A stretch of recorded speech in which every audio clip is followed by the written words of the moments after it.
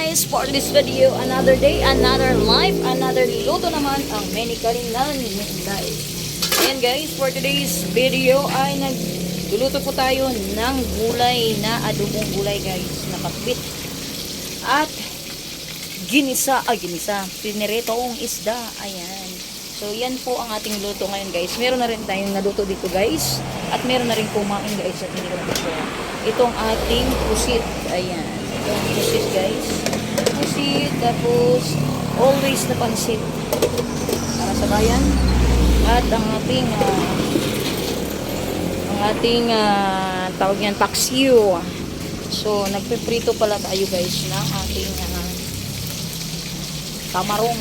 Tamarong ang tawag sa amin guys dito sa Manila ay matambaka. Ayan, matambaka, mata daw to sa baka. So yan ho guys ang ating pinirito.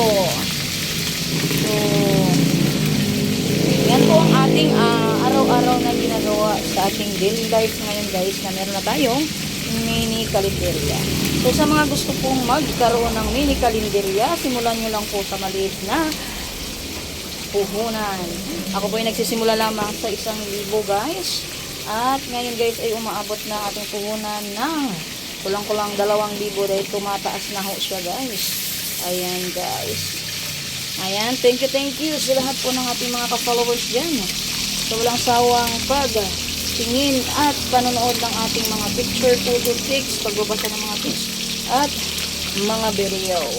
So yun po ang ating ulam po today. Hindi lang po yan guys, meron pa tayong corny at meron pa tayong lutuin na isda na talyasan. Ayan, malaking isda yan guys. Malaking isda ang ating talyasan.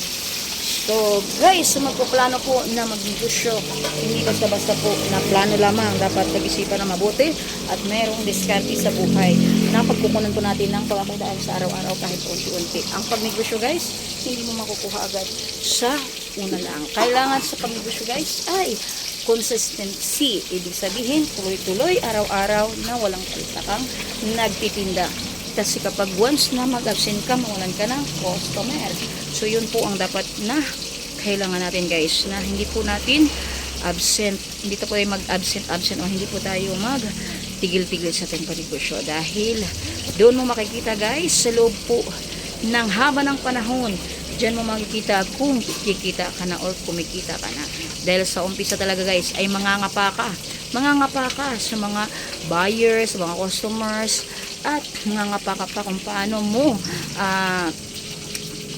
ka gumawa ng idea para makabangon ka lagi sa buhay or sa araw-araw na pagtitinda.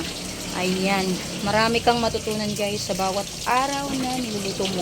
At kapag yan po ay inaaraw-araw mo ay parang naglalaro ka lang guys, or kinahiligan mo na. Dahil ang pagninegosyo ay hindi basta-basta yan guys. Hindi yan laro-laro lang at hindi yan simple-simple lang. Mahirap po magnegosyo. Hindi po yan guys. Yung magninegosyo ka ngayon, magtinda ka ngayon, kinabukasan po ay hindi.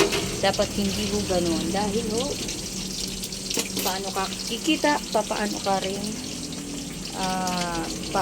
makakuha ng mga panibagong mali, sorry. Mga bagong customer. So dapat guys, araw-araw ho tayong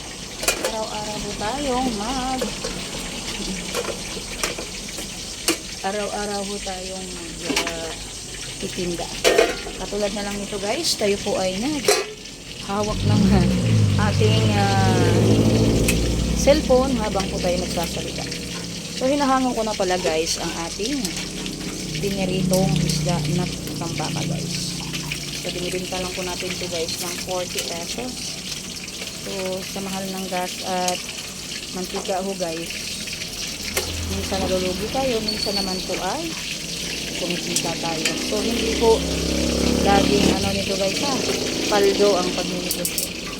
Dahil ang pagninegosyo talaga ay dapat talaga ay pagtuunan mo. Dapat consistency at pag-aralan mo lagi sa bawat araw, sa bawat kailangan meron kang makukuhang mga idea. So, paano ka makakuha ng mga idea, guys? Guys, digital na po tayo ngayon. Meron tayong mga internet, mga wifi, guys. Pwede na po tayo kumuha ng mga idea sa mga nagnegosyo at nagbibigay ng tips, guys, sa YouTube, sa Facebook, at sa iba pa, guys, sa ating mga kapitbahay, sa ating mga kapwa-tao na nagsisimula din sa pagnegosyo or nagkaroon na ng negosyo na kainan. So, yan lang po ang dapat natin gawin, guys. Kailangan consistency lang po tayo. Ayan, shoutout po kay Ate Lani. Nagtitinda sa Ate Lani ng halo-halo at lumi. Ayan, mega shoutout. Ayan, busy si Ate Lani. At mega love shoutout. Tapos na. Wala ba sila doon? Tapos na, Chip. Ayan, oh. Hindi pa nga naligpit, Chip, eh. Ayan, si Chip. Ng ating suki. Pusit. Yun, pusit. Pusit. Ayan. Ang ating isang customer. Magpupusit daw si Chip. Yun lang for today's vlog is thank you and God bless.